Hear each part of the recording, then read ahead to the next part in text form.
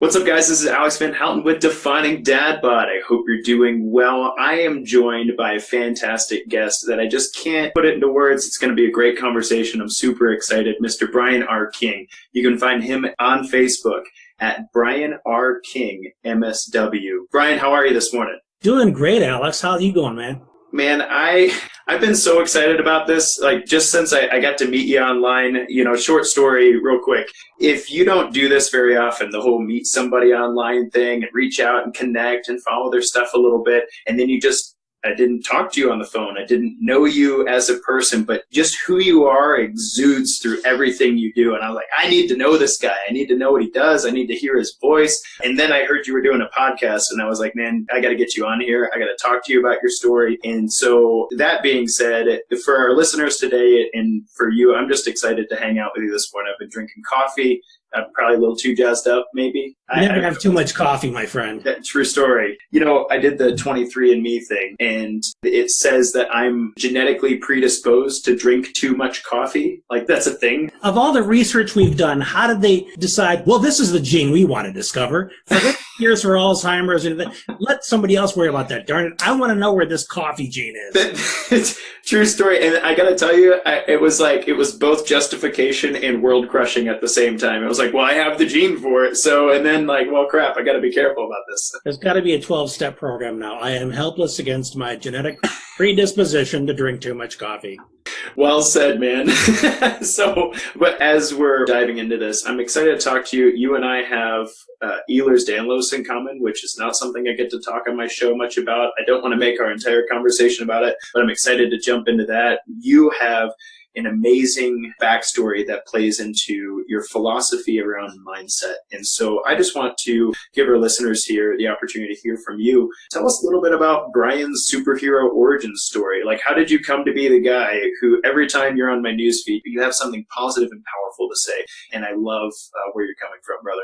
Well, dude, man, that's a lot to live up to. I certainly hope I'm able to create some worthy context around that. I grew up with undiagnosed ADHD, dyslexia, and tinges of Aspergers. It doesn't show as much now these days. As a kid, I'm sure I would have fit the criteria for Asperger's like a glove. And I struggled through school, through learning, because I was slower than the other kids were, did horribly on a social level. I was not athletic. I was clumsy. And a lot of that I can attribute to the Ehlers-Danlos, which I didn't discover until about 5-6 years ago. For those who don't know, Ehlers-Danlos is a connective tissue disorder that, again, like coffee addiction, is inherited. There's not a lot that we can do about it. And there's several types. I think they've identified like 11 now. And the one that I have is the hypermobility type, which affects my ligaments and my tendons. So they're stretchy like rubber bands. They just kind of bounce around and they don't support my joints well, and things like to slip out of place. In my case, the biggest offenders are my collarbones and the bones in my feet that like to come out of place, get stuck,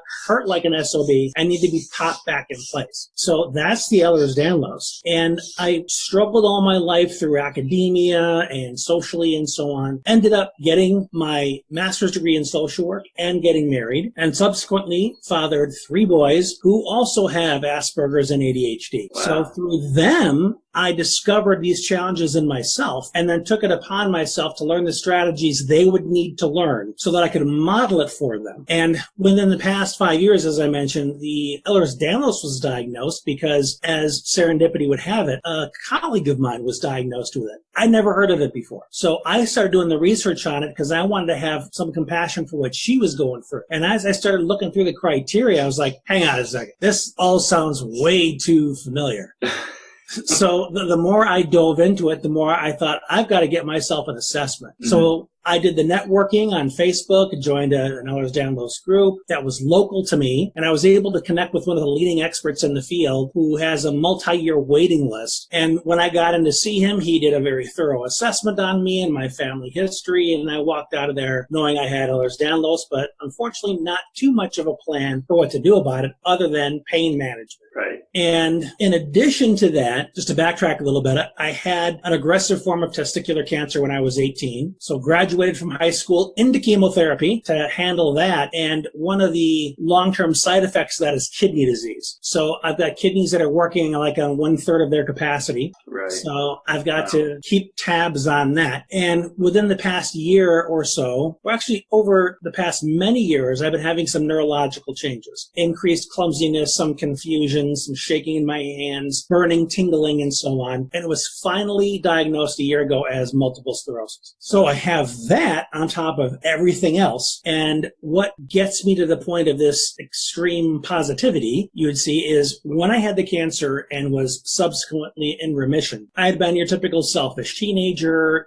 took life for granted, assumed my own immortality. So I was terrified through the whole experience. So when I learned that I was going to survive this, I made a declaration that I don't want to feel that helpless ever again. I don't want to live in fear. I don't want to live in this anger. I want to be more proactive. I want to be more solution focused. So I started diving into all the self-help theory, psychology, everything I could find, which is what led me into the social work profession. And then when I had these boys with all these challenges, I didn't want to lean heavily on other people to rescue me and my boys. I wanted to be able to be the captain of the ship, but in order to do that, I needed to be informed. So again, I started reading the blogs, reading the books, meeting the people, going to the meetings. And by doing so, I became one of the experts. So now I have this global coaching business that I've been doing for 12 years now, where I'm helping parents and training educators on how to work with these kids with ADHD and Aspergers in the home, in the classroom. And this just all stemmed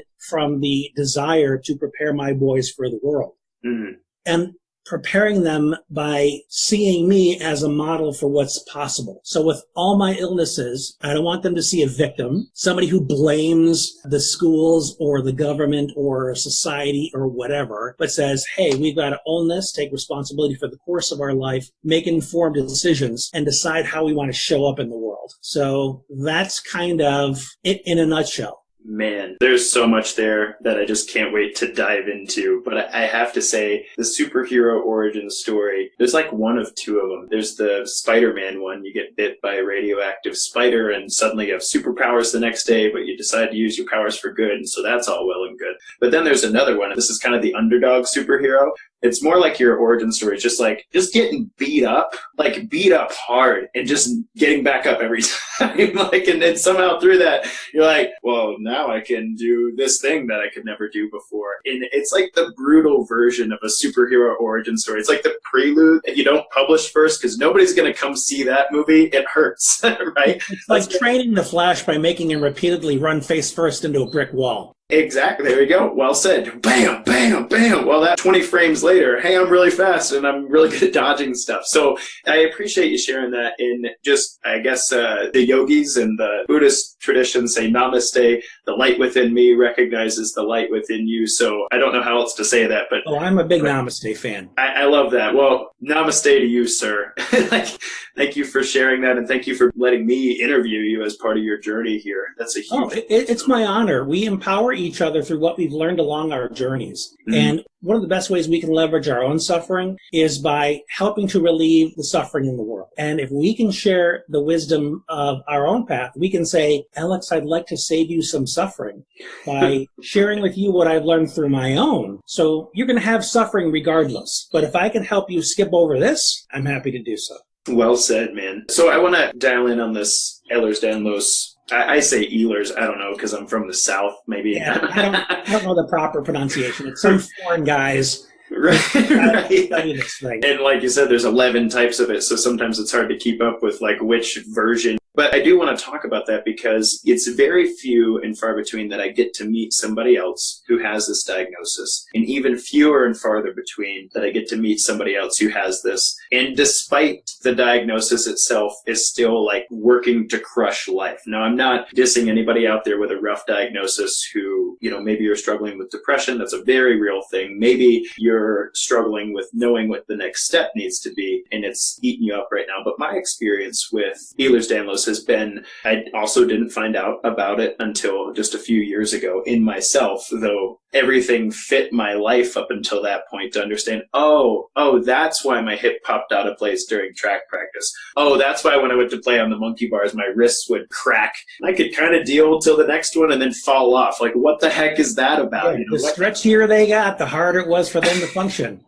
Exactly. So a lot of things fell into place for me with that diagnosis, but my experience with this disease has been, especially on the pain management side, people who have this disease, it's very easy to become a couch potato. It's very easy to say, everything hurts, I'm depressed. It's really hard to do anything normal. And like, God help you if somebody who doesn't know is trying to help you exercise better and stuff, because and give you their magic vitamin cure. Yeah, exactly. You need to be taking, a CoQ10, wobenzyme, and vitamin B, and you'll be right as rain. And like, you don't forget the shot of shark piss in your nose every morning. Oh, yeah, that one. And you're just not drinking enough apple cider vinegar, Alex. That's all there is to this. And it's not your run-of-the-mill arthritis diagnosis. So tell me about, you talked a little bit about the popping out of the place with the toes and the collarbone and stuff. Tell me about how your health and fitness has changed since that diagnosis. What are you doing with your positive mindset that you've learned through dealing with other diseases? What are you doing with that and health and fitness for Ehlers-Danlos? Before I learned about it, my health regimen was pretty aggressive. I was in martial arts for many years, which was a lot of joint locks and joint twisting and falling on the ground, and I was not doing myself any favors. On the plus side, when you're Gumby, it's really easy to deal with an arm bar, right? Like, well, that doesn't hurt. So, well, maybe a little bit more pressure. I mean, how many people ask for that, right? Right. Maybe a little bit more pressure on the elbow. But it would be hard after doing that because you have to repeat it over and over and over again to develop the muscle memory. And after a while, I'd be so sore and wondering, well, I just got to build up my resistance here. I just got to toughen myself up. When the reality is you're causing yourself more injury. So what essentially happened is after a couple of years, I had really exacerbated it to the point where my body couldn't take it anymore. And I also have a unstable cervical vertebrae. It's almost like you're a living bobblehead doll. Throughout the day, my neck muscles are going into spasm and I have to crack something, basically put it back in place, or my head gets really tired from sitting on my neck and I start to get a headache. So I have to go and lay down. Working at a desk is difficult for that reason, in addition to the problems the MS causes. Right. So I have that synergistic effect. So once I learned about the Ehlers, one thing they recommend is joint stabilization exercises. And I exercise much more lightly, doing a lot of weight-bearing stuff, where I will squat without weights, just the natural weight of my body. Or I'll do push-ups on the floor or some sit-ups, things that don't overly stress my joints, but strengthen the muscles around them enough to give me greater core strength. Which is something that can really suffer with Ehlers, and trying to build up some of the stability around my larger joints. My hips, my knees, my shoulders, that kind of thing. So that's where my focus has been since the diagnosis. I love that, man. Part of my personal journey has been rehabbing the injury cycle because like you, my fitness regimen was pretty intense. I was always into track and I did all the ROTC stuff. And when things popped out of place, I'd take a month or two off and try to fix that, And what was really interesting was when I started my personal training career, I'm 22, training like 75-year-old women getting rehab from a hip replacement. And they're like, well, how can you help me? I'm like, well, I don't know what it is, but my hip has been jacked up for years. And I know if I can help myself, I can help you. So through that process, you learn that getting your large muscle groups to take care of your larger joints and keep them stable and make up for your tendons and ligaments. I didn't know that's what I was doing at the time, but that's what I was doing, was teaching my muscles to make up for tendons and ligaments. You can still live a decently normal life if you're smart about it in that sense, right? And through that, kind of making my superhero origin story of getting beat down also my light as well, helping others suffering in the world and whatnot. So all that being said, you have 3 teenage boys, man. That is an active life. That is a very active life. I have one boy and the kid runs me ragged and I'm a pretty pretty in shape dudes. So like, how have you been keeping up with 3 teenage boys, man? Well, my oldest is 20 and my other 2 boys are 16 and 13. And the honest to God truth is I do it with help. Because you cannot, especially this day and age, you cannot parent in a vacuum. Cannot do it when you're chronically ill. You've got to have some kind of support network. I've got my wife, some of my relatives, neighbors that help out. And I don't know what kind of shape I would be in if I had to do it all on my own. And I would not be as effective a parent, I think, because I'd be so stressed out. Right. So self-care is an absolutely essential piece of parenting, period. Whether your kids have challenges or not, you've got to have your own bucket filled with a lot of healthy stuff to have your needs met so that you can then turn around and pay that forward to your kids.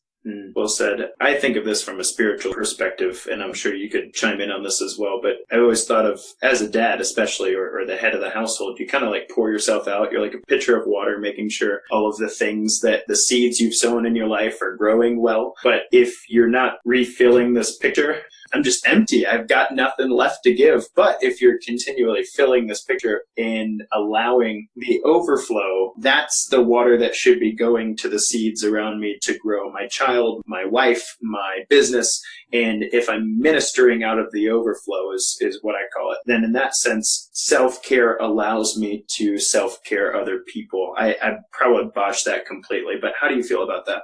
Oh, spot on. And one thing that I like to think of in terms of a metaphor is that things don't come from you, they come through you. So when you think about the energy that you give other people, love, compassion, encouragement, again, that doesn't happen in a vacuum. You are receiving that ideally from other people, and you're letting that energy be passed on through you. You can't give what you don't have. You can't get milk from an orange, no matter how hard you squeeze it. You only get orange juice. But the juice came from somewhere. The nutrition that came through the tree, that was entered into the soil, that came from outer space, however big you want to get with it, okay? But when you think about what you're giving to somebody else, you think of it as a gift that you're passing on, as opposed to something that you own. But the only way you can give it is if that energy remains in motion. So you're giving love and affection to your child, to your wife, but you have to make sure that it's also on your docket for the day to get some for you, to allow yourself to receive, to be loved, to be appreciated. Then it's easier to keep that cup filled and flowing and avoiding burnout because you're getting cared for while you're giving care.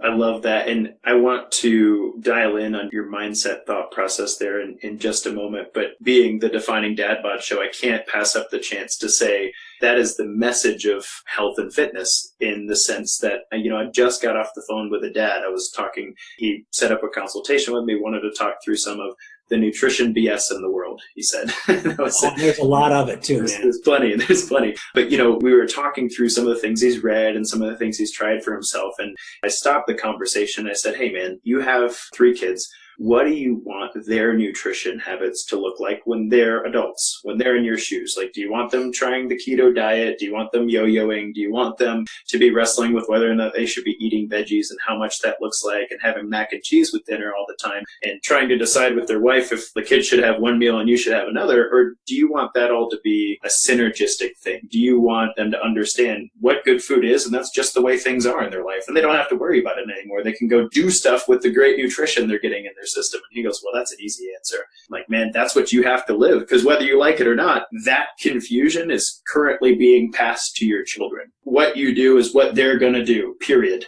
Hallelujah. That's all there is to it. As simple as that. So I bring it from a nutrition and exercise perspective. That's my area of expertise. But I want to hear about that from a mindset perspective. Dude, you have jumped through so many mental obstacles to get where you are right now. And to be smiling on the other side of this camera, you can't see, but he's smiling. The dude has MS, Ehler's Danlos. For ADHD, I haven't seen you look around the room much. So either you're really good at I'm too tired to pivot my neck. It's really early in the morning on a Saturday. That's the key. You want to get a non-ADHD Brian, you invite him to an interview in the morning. But tell me about the mindset that you're passing on to your children. And we could probably talk about this for much longer than we have here. So maybe give us 1 or 2 or 3 things that you really use on a daily basis to help you in the sense of getting your mind in the right place to overcome the challenges that you deal with every single second of the day. They're not going anywhere. but also not only to overcome those, but to move forward and do something positive, live your truth and be authentic in the world? Number one is gratitude. You've got to appreciate the fact that you woke up, the people in your life, how far you've come, the opportunities you have. Anything that you might take for granted, don't. I'm grateful I can still afford to pay the mortgage. I'm grateful for the fact that there's a store right around the corner where I can go and get fruit from it. I'm grateful that when I turn on the faucet, the water flows. Be grateful for all of it, because it also reminds you that you're being taken care of. The water company people are doing their job. The people at the grocery store are doing their job. And I don't know them, but because they take what they do seriously, I'm taken care of and can take care of my family. And when you spread it out that way, you start to realize that you live in an abundant world. And there are a lot of things out there, but you have to know how to go after them after you've decided that you are going to go after them. And then you start constructing your day around what do I want to create? What do I want to attract to me? What action do I need to take to bring it towards me? And one of my rules is that I refuse to accept that suffering is as good as it's going to get. It's part of the human condition. We all suffer. But that doesn't mean that has to be the entirety of our existence. People that are victims in life think that the suffering needs to be the headline. No, it's an undercurrent. It's noise that's happening along the way, but it doesn't have to be what defines your experience. It's part of it, but your experience also includes love, connection, relationships. Let that be your headline. Let that be your focus. So that's kind of how I roll. I love that. I want to ask you, since you do a lot of coaching and whatnot, this might be an easy question in your mind, but I personally struggle, and I'm sure some of our listeners do as well, with the human propensity to habituate to your surroundings. I'm standing in a home that I worked my butt off to be in, but I wake up every morning and I'm not like, oh, I'm so thankful for the roof over my head. I can be frustrated about this thing, and maybe this thing goes on at work, and, maybe my 3-year-old, he's potty trained now, but just a couple months ago, he's wiping poop on the walls and stuff, wow, you got a future Michelangelo on your head. True story. But when there's poop on the walls, you're not like, I'm so thankful that I have walls to rub poop on, So how, when you're helping somebody to progress in gratitude, what do you recommend starting with to help somebody get in that frame of mind? Well, the first thing you need to get rid of is the idea of perfection. That, I'm never going to have a frustrated moment. I'm never going to have my feelings hurt. I'm going to be this omnipotent, enlightened being that is never rattled. You'll hear about that in the mythology. The Buddha, you couldn't rattle him. There may have been days where he cried or was ticked about something, but that doesn't take away from what he modeled the rest of the time. You don't have to be perfect to be able to model value. So the first thing you got to do is let yourself be human, man. Let yourself have those less than perfect moments. The overall goal is the habits that you do want to practice to create those results you're looking for. Can you do that more often than you don't do them? Because if you do them more often, you're more likely to create the results you actually desire. So that's where you start. I appreciate that, man. That's a good place to start for me. What do you think about gratitude journaling? Is that something that you do or you recommend people do as well? I don't do it. I'm a very auditory person. So if I talk about it, that's powerful for me. There are some people that are more visual or kinesthetic, and they need to write it out and feel forming those letters. That doesn't work for me, which is fortunate because my hands are getting weaker as the MS progresses. So maybe I'll use my dictation software and I'll speak it and it'll type it for me. But I find just having conversations like this is very energizing and reinforces my gratitude. I love that. And I love that that was like your number one thing. Like, hey, you want to get in a good mindset? This starts here. Is there anything else you think is really the bedrock of the positive frame of mind that you're not only speaking about, but that you're coaching? Well, you got to remain solution focused and realize that a problem is one side of the coin. It doesn't exist by itself. There's a solution attached to it, but it doesn't mean it's right there next to it. Where I want the answer now, faster downloads. I want my food hot and ready the moment I pay for the darn thing. The mindset is not delayed gratification these days. And often you need to work and be patient for the solution that is out there. So if you realize that there is often a journey between the problem and the solution, and you fall in love with the journey, with the discovery, then you can get what it is you want and build a heck of a lot of character along the way. I love that. I hear two things kind of in my mind while you're talking here. And I had a client who was talking about it's nice to work with an older population in my world because it's nice to have a perspective, that's 40 years down the road, maybe even 50 years down the road from where I'm at. And the guy said I used to be upset about how bad my knees were until I met a guy with no legs. And so that's the gratitude thing, right? But then there's something else you're talking about that really resonates with the health and fitness side of things for me. And that's that not only are you grateful for where you are and you give yourself the grace not to be perfect all the time, but it's a solution focused thing. Okay, I'm here. I'm grateful for being here. And there's a next step as opposed to I need to do this 8-week shred program so that I have 6-pack abs soon. Like, no. If you see yourself on a journey, that there's always progress to be made. There's got to be some movement forward. And a journey, like you said so beautifully, a journey doesn't mean that where you're at is not good enough. There's plenty here that's wonderful, and yet there's more. Right. Let's go see what else is going on here along this path. So I'm going to switch gears on this conversation just a bit to talk about your podcast. As I understand it, you're a few episodes in, so I'm excited. About 7 now. Nice. And I'm excited to talk about kind of what is it and where are you taking it. But before I do that, you did a show recently about swearing that I found particularly impactful because I'm going to be really honest. Before my son was born, I cursed like a sailor, like hardcore curse like a sailor. And then I was like, oh no, I've got to clean up my act. He's going to figure out how to talk soon. Yeah, I got to fix this. And so I made some progress. I intentionally don't swear around my son. I might slip up once or twice a week, perhaps. But still sometimes, especially in business negotiations with kind of the maverick CEO types, I lapsed back into sailor mode. And I was resonating with your conversation about swearing in the sense that there's the mindset here isn't right. It doesn't match with the rest of who I am. And so I feel like it's kind of a crappy habit that I'd like to fix, but it's difficult. So can you talk to me a little bit about your experience, why you took on the no swearing challenge, why you brought it out to the world, and then what you found in yourself because of that? Because I thought it was a really cool thing. I just stumbled across it, I think, at episode 5 or 6 of your podcast. I don't know, I'm bad with math, so I'm not sure exactly. But you'll find it in there. I think I called it the swearing experiment. But as much as possible, I'm working to be authentic in that the person I am in one situation is the person in another. I don't want to have these compartmentalized people like, well, there's locker room talk and then there's the stuff you talk about. I don't want to have these different personas. I want to be me with some continuity. So that's one part of it. But the way that came up is my youngest kid, my wife and I, we tell our kids don't swear, don't use that language. And then we use it and they hear us say it. So we were hypocrites in that sense. And then he was going to school and hearing his friends talk like that in the cafeteria. And he was frustrated about what the rules actually were. How come my friends can swear, you can swear in front of me, but I can't swear? Right. So first I had to own the fact that I was saying one thing and doing another. And then realized that the bigger value here is we want to model for him a higher standard of discourse. So I said, okay, well, work on not swearing together, period. And that went so far as my wife saying, we, in order to be consistent, can't swear to each other either. Because the more you allow yourself the room to do that, the easier it is to slip up in other situations.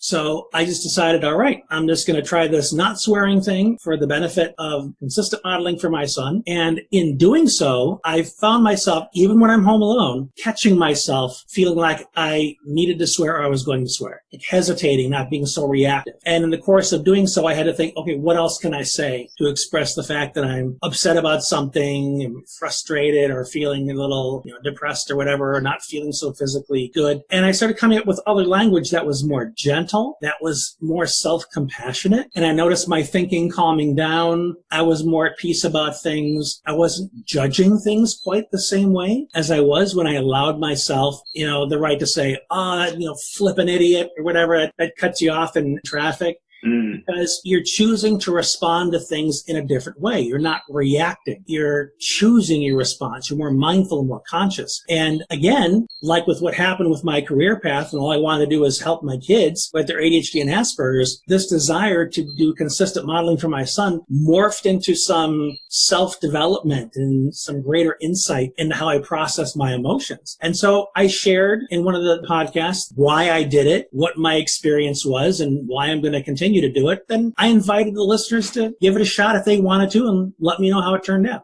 Well, here's a piece of feedback for you, because this was relatively recent, and you said, hey, I'd love to share your thoughts and how this goes for you. So I was in the Walgreens parking lot. Like, I backed out and was going to drive, and you start pulling forward, and that other person backs into you, like, real fast. Like, it almost hits you. You slam on your brakes, and you're like, what the heck, man? And normally that would have been an F-bomb moment, Yeah. And Gabriel's in the back seat, and I'm like, dude, really? That's what I said instead. I caught myself, dude, really? And he goes, what, Dada? And I said, well, this person wasn't paying attention, so I kind of waved him through. And he goes, why? Because 3-year-olds ask why about everything. Why? And I was like, normally the F-bomb would have been because he's stupid. Like, that's why he's not paying attention. But then I remembered, he says why. I'm thinking all the times I've almost backed into somebody. I'm like, well, they probably were on the phone, maybe having an important conversation. Maybe their kid's in the backseat asking them why over and over again. Maybe it's been a long day. I'm not really sure, buddy, but he wasn't paying attention. And he goes, okay. Like, wow, I was much more understanding about that than I've ever been about somebody almost nailing my car in the parking lot. So anyway, there's some feedback for you. Just catching myself with the F-bomb before it happens. Instead of having the conversation, oh, don't tell mommy I said that in front of you, and well, daddy was just a little upset. Don't ever use that language. Don't use that word, yeah. And totally different conversation. Right, and when you tell a 3-year-old not to do something, like, well, do as I say, not as I do. Don't think of a white polar bear. that's Don't think of an elephant, son. Do not think of an elephant, whatever you do. So where can people find your podcast, and what do you have planned for the relatively near future in it? The podcast is called The Mindset King. Okay. And that's a moniker that was given to me by my coach, because I tend to, the mastermind I belong to is about business growth and whatever. But whenever people start coming on with problems with their scatterbrain and prioritization and beliefs and whatever, I'm usually the go-to person in the conversation to help them through that. And so he said, man, you're like the Mindset King. I was like, man, I can do something with that. I like that. So themindsetking.com is where you find the episodes. And the purpose of that show is to really tackle the stories of people that have gone through stuff like I have, and in many cases, 10 times worse. And they've emerged through it grateful, resourceful, resilient. And I want to capture for people that are making excuses for far less than that, and hearing like, holy cow, if this person can break through this and can forgive this person and can make peace with this, imagine what I can do. And I'm finding just about 7 episodes in, the real dark stuff that some people have gone through in life that darn well didn't only happen to them. And now they're courageously talking about it and giving a voice to this so that other people who may be holding these secrets can now say, my goodness, I'm not alone.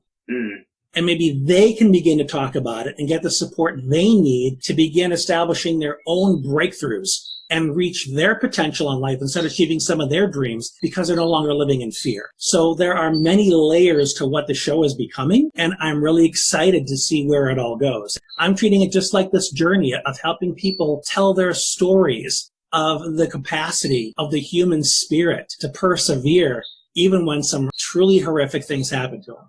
I think it's so powerful what you're doing. I want to add to that all of this is through the lens of somebody who has himself overcome many things as well and came out of it with a positive mindset. You're too humble of a guy to tout yourself, so I'm doing it for you. That being said, when you work in a setting like that, when you have somebody tell you their story and you dive into the mindset pieces and you're projecting that for other people to hear and benefit from and stuff, it really helps to understand, like, that's through the lens of a guy who's been there, done that. Like, maybe not the exact same story, but is living it regularly and wants to help other people do the same thing. So I'm excited about that. And to my listeners, guys, check this out. I think it's really powerful. I always enjoy hearing what Brian has to say. And I say always enjoy. He's only 7 episodes in, but this guy's been doing Facebook Lives. He's always got something to say on his statuses. And he's not that annoying Facebook friend who you're like, one more political post and I swear to God, I won't follow you.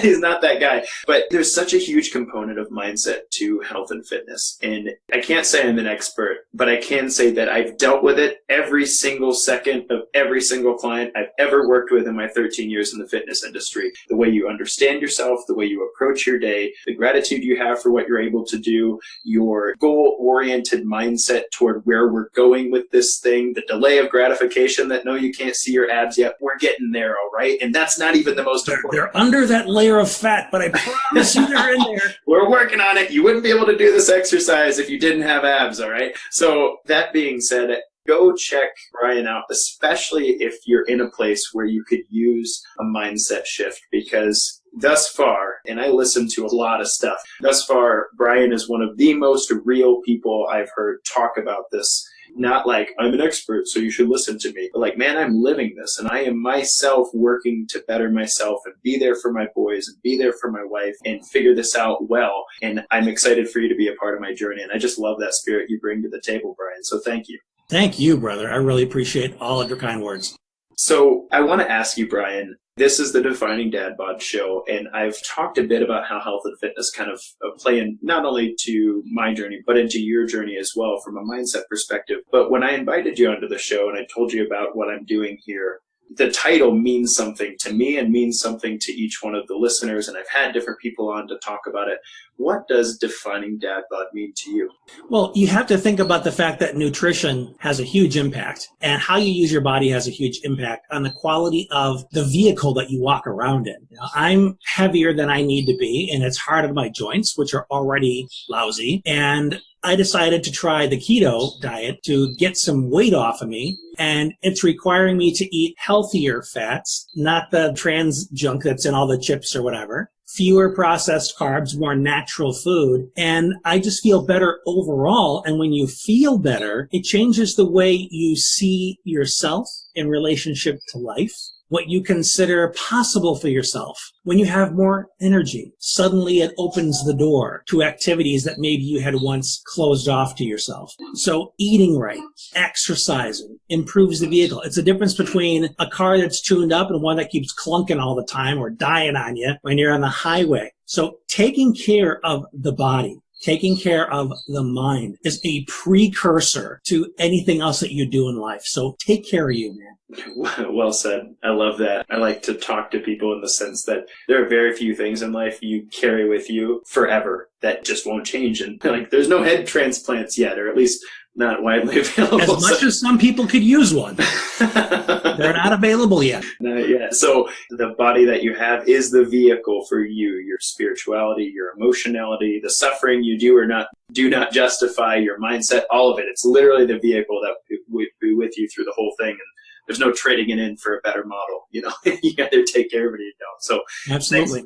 And I want to give you the last word, and then we'll close it down here. Brian, what do you hope that listeners take away from hearing from you today? I hope, if nothing else, they realize that the only limits they really experience as far as what they can do as a human being are self-imposed. I mean, there are plenty of stories of people that you see overcoming seemingly insurmountable odds. And because they first allowed themselves to conceive that these things were possible and that they were worthy of them, and then they went about going and attracting and making the connections with people. So whatever goal you may have for yourself, realize that you're worthy of that goal. And then the next step is for you to commit yourself to doing the work to achieve it. Well said. We will leave it on that. Guys, it has been a pleasure hanging out with you. I hope you've enjoyed hanging out with Brian. You can catch him on Facebook at Brian R. King MSW. That is BrianRKing MSW. That's his Facebook handle. And thank you so much, Brian, for joining me today on the show. My honor, Alex. I appreciate it.